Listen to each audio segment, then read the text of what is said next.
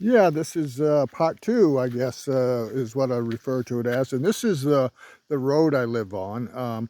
I'm probably between a half and, oh, probably a half a mile down off the main Todd Road. And I'm the furthest one down here that lives down here during the winter. So I am responsible for keeping it clear and maintaining it. I'm on a pretty good grade, and we've had a really wet summer, and it's been a task to keep the road in good condition.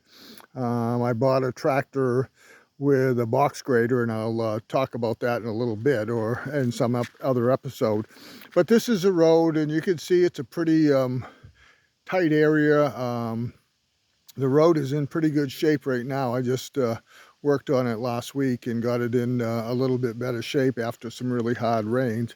I do have a neighbor that is building right now across the road from me, which is going to be a big help because having someone else to help maintain the road and take care of things around the area will be real nice, and just the support of having another person down in here. When you look at the area, this is what everything looked like when I first moved in here, or started working on the land, I should say, not moving in. The first year I just came up and cut and cleared and did a lot of work. It was pretty thick growth. I would say from talking to people, it probably was cut 15 to 20 years ago.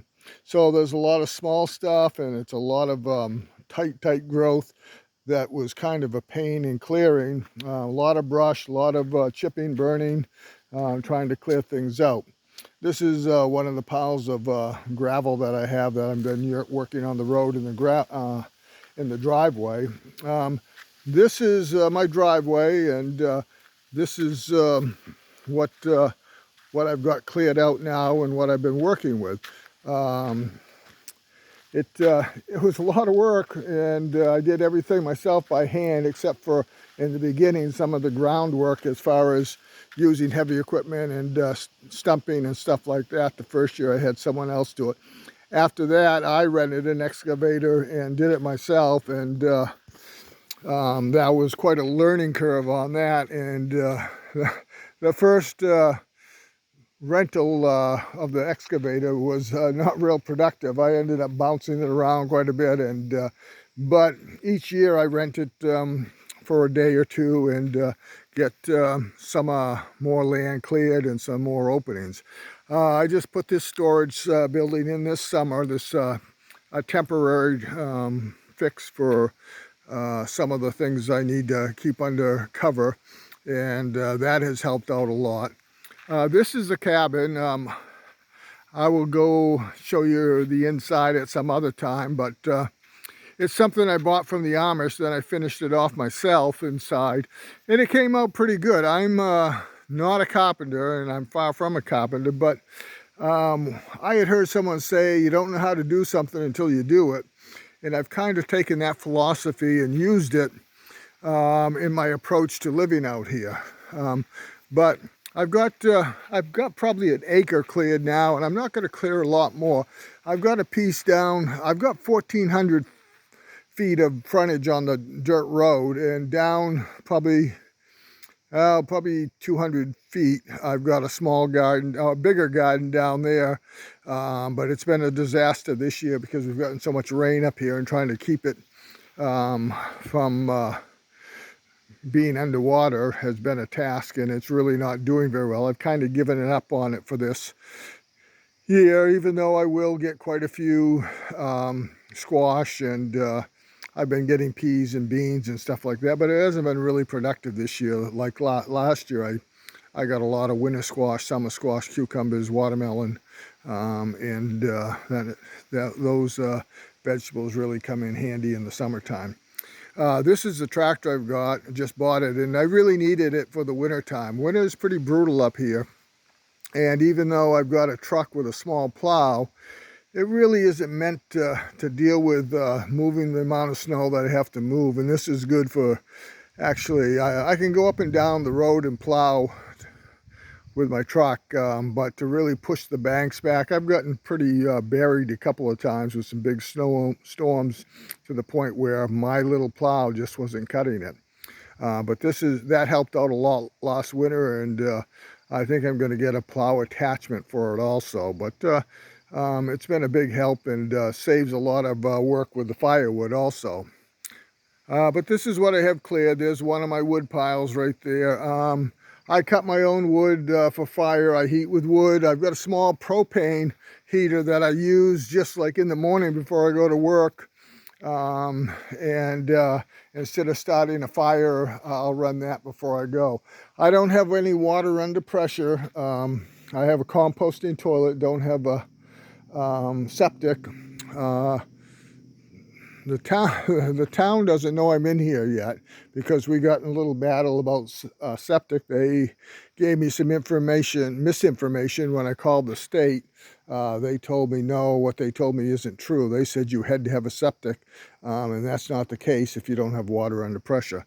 This is a truck that I use for plowing. It's a 2013 Tacoma 5-speed. And I've got a small Homesteader plow right over there under cover. There's another one of my wood piles. I probably got about between 3 and 4 cord of wood cut and stacked right now. And I've got a couple more cord that are in 4-foot sections. I'm not going to cut them up this year. I'll save them and cut them up into firewood length and split them next summer. There is my some other wood piles that I have. Some of them have the wood, and this is some of the brush that I've cleared. I've got to work on burning some of that this winter. Usually I let it sit for one summer and then the next winter burn it. This is a little box that I use as a greenhouse to stop my plants, and that's come in pretty handy, and it worked pretty good this year. There's a little outbuilding that I built. I was going to get chickens this summer, but I just ran in. I had a problem with my truck, some expenses that I didn't expect, and they really kind of put a damper on some of the things that I had planned on doing. And it's just been so wet this summer. I haven't seen a summer like this in a long time. There's my solar panels. I've got 600-watt system. And it does everything that I need. My refrigerator is propane, so the only thing I really need the solar for is to charge. I'm not a TV watcher. I watch what I want to watch on my phone, and I keep everything charged, my tools charged with that, and it does a fine job with that. This is just kind of a panoramic view of what I've got cleared now, and I don't plan on clearing a lot more now. At this point, what I'll do is just be thinning to get my firewood and get things cleared out. Over here, I plan on trying to level that out a little. I'm going to take some more trees out of there and kind of, it's really rough over there, and just kind of clear that out a little bit. There's one of my little gardens. I've got tomato, squash, cucumber in that. I just threw that in later in the year because everything was so wet, and I had some rhubarb in there too, and I just said I'll throw these in, and that's actually probably the ones that grew best. Like I said, my bigger garden was underwater most of the spring. That's the camper that I stayed in for a good part of those first 3 years. And I'd come up, the first summer I'd come up, I just slept in the back of my truck. I had a different truck at that time. And then I got a tent and stayed in the tent and would cut and work all day and sleep, and then I'd go back to my job on after the weekends. And then the summer I work I'm a school counselor, so I have the summers off, and at least I've had the last 3 summers off. I was doing something else where I didn't have summers off for a while, and that didn't work out well as far as getting things done that needed to be done. I was pretty tight on time. I was working about 60 hours a week, and that didn't leave much time for working on the land. But this is what I've got done so far.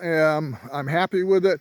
These are a couple other little box gardens that I've got. I've got, over here I just have string beans, pole beans, and tomatoes, garlic, onions, cucumbers, string beans, some lettuce, carrots.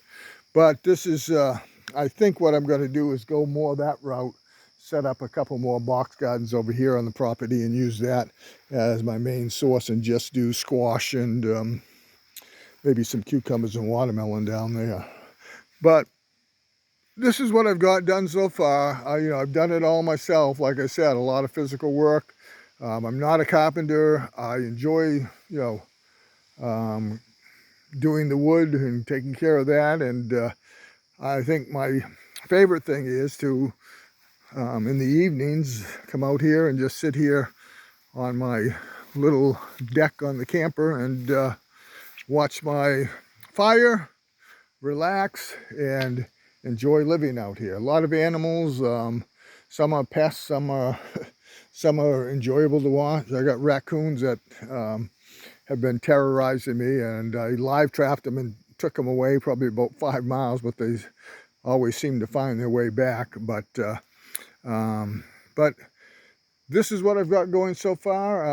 A little later I will put out a new video and tell you a little bit about the inside of the cabin, what I've got there, and what my plans for the future are. Thank you for watching, and if you got any questions, feel free to comment. Thank you. Have a good night.